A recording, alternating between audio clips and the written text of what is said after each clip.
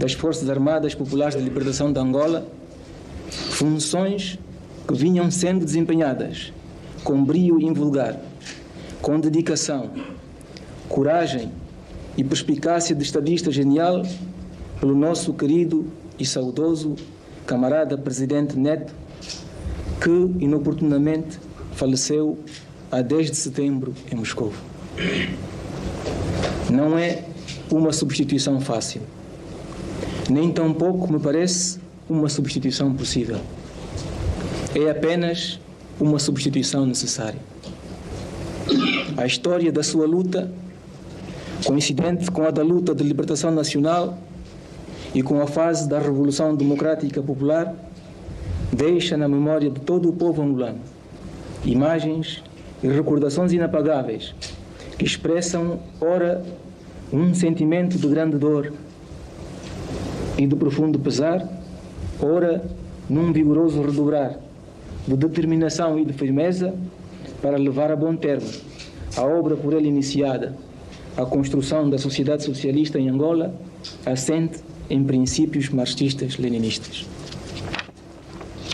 Os seus ensinamentos são fontes inesgotáveis de inspiração para os membros do partido, e eles orientarão a atividade dos seus órgãos e organismos de modo a acelerar o movimento de retificação e a estruturar o partido, garantindo no seu seio a coesão, a pureza ideológica, a presença maioritária da classe operária, a presença significativa da classe camponesa e a ascensão de operários à direção. Os órgãos executivos do aparelho central do partido, o Bureau Político e o Secretariado do Comitê Central deverão reganhar um dinamismo crescente que permita dar continuidade às modificações iniciadas no aparelho do Estado, com o objetivo de garantir a proteção de cada cidadão, a segurança e a estabilidade nas nossas fronteiras, o saneamento da situação econômica e financeira, o aumento da produção e da produtividade do trabalho e a elevação do nível de vida do povo. A realização destas tarefas exigirá que seja salvaguardada a unidade nacional e garantida a defesa da revolução e da integridade territorial. Somos um país subdesenvolvido e alguns dos nossos problemas não poderão ser resolvidos sem o concurso da cooperação internacional. Por isso, declaramos que continuam válidos todos os acordos, protocolos e outros instrumentos jurídicos assinados pelo Governo da República Popular de Angola, que não tenham sido denunciados oportunamente. Neste contexto, continuaremos a manter e a estabelecer relações diplomáticas com todos os países baseados nos princípios de respeito pela soberania e independência nacional, não agressão, não ingerência nos assuntos internos, a coexistência pacífica, tendo em vista a manutenção e o estabelecimento da cooperação mutuamente vantajosa e em plena igualdade de direitos. Seguindo a vocação internacionalista do MPLA Partido do Trabalho, o nosso Estado não abdicará das suas responsabilidades perante os povos que conduzem lutas justas de libertação nacional. Prestará apoio moral e material aos povos que lutam contra o colonialismo, o racismo e o sionismo e o apartheid, ajudando a procurar soluções que tragam a paz e a estabilidade na África Austral e salvaguardem as aspirações legítimas dos povos da Namíbia, do Zimbábue e da África do Sul. Glória imortal ao guia da Revolução Angolana, fundador da nação e do MPLA Partido do Trabalho. A luta continua e a vitória é certa.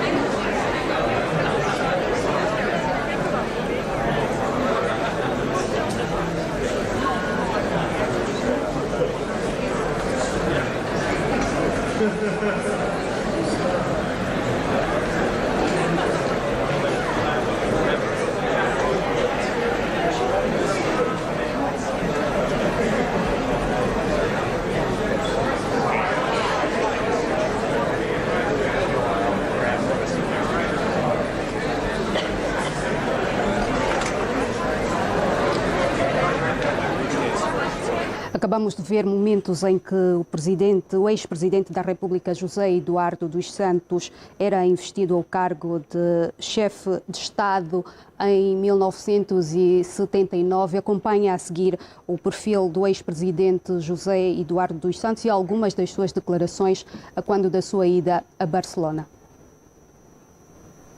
Coragem e perspicácia de estadista genial pelo nosso querido e saudoso camarada presidente Neto, que inoportunamente faleceu a 10 de setembro em Moscou. Não é uma substituição fácil, nem tampouco me parece uma substituição possível. 21 de setembro de 1979. Foi nesta data-valor que José Eduardo dos Santos substituía o presidente fundador da Pátria Angolana. Tinha 37 anos de vida e o país caminhava para o 4º ano de independência.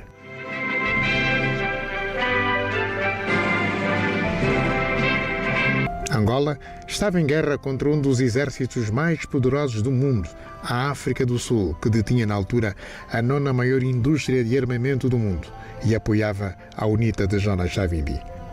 Mas em 1991, José Eduardo dos Santos assinava com Jonas Savimbi os Acordos de Paz de Bicesse e o exército cubano de Fidel Castro deixava o solo angolano, onde estava desde 1975, a pedido do governo soberano de Angola. Com a Namíbia independente e Mandela em liberdade, faltava paz em Angola. Vieram as eleições de 1992. José Eduardo dos Santos vencia Jonas Savimbi, mas não evitava a segunda volta, que o líder do Galo Negro não aceita disputar, não respeitando assim a decisão soberana do povo angolano, e mergulharia a pátria novamente num conflito armado de graves consequências. Mas ainda assim, José Eduardo dos Santos buscava paz. Veio o protocolo de Lusaka de 1994, mas a guerra só terminaria em 2002 com a morte em combate de Jonas Savimbi. José Eduardo dos Santos geria então a nação por mais 15 anos. Indo a votos em 2008 e depois em 2012, já com uma nova Constituição promulgada em 2010. Entre 1979 e 2017, José Eduardo dos Santos foi o presidente de todos os angolanos.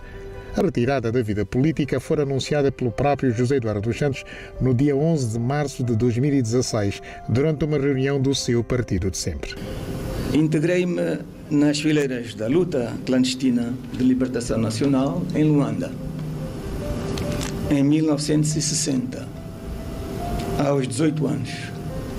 Em 7 de novembro de 1961, saí clandestinamente de Angola para o Congo Leopoldville, onde pouco tempo depois recebi o cartão de membro do MPLA nos escritórios deste movimento de libertação nacional na cidade de Leopoldville, hoje Kinshasa.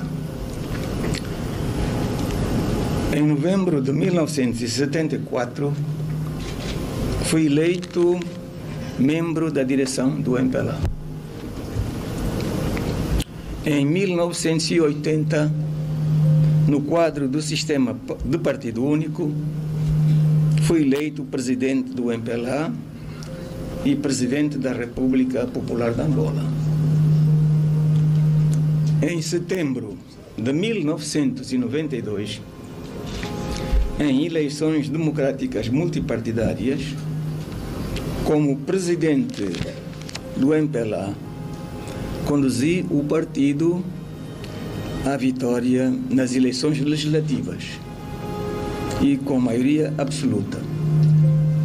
E como candidato à eleição presidencial, ganhei a primeira volta dessa eleição. Em 2012, em eleições gerais, fui eleito presidente da República e impulsado para cumprir o mandato que, nos termos da Constituição da República, termina em 2017. Em 2017, João Lourenço sucedia-o como Presidente da República e reconhecia os seus feitos. Os militantes do MPLA e o povo angolano em geral guardarão para sempre na sua memória a imagem do estadista que, entre outros feitos, trouxe a tal almejada paz definitiva, o perdão e a reconciliação nacional entre irmãos antes desavindos. O antigo estadista, que hoje celebra 79 anos de idade, continua fora da pátria por que lutar. Foi no dia 16 de abril de 2019 que o ilustre filho de Angola partia num voo da TAP com destino a Barcelona, Reino de Espanha.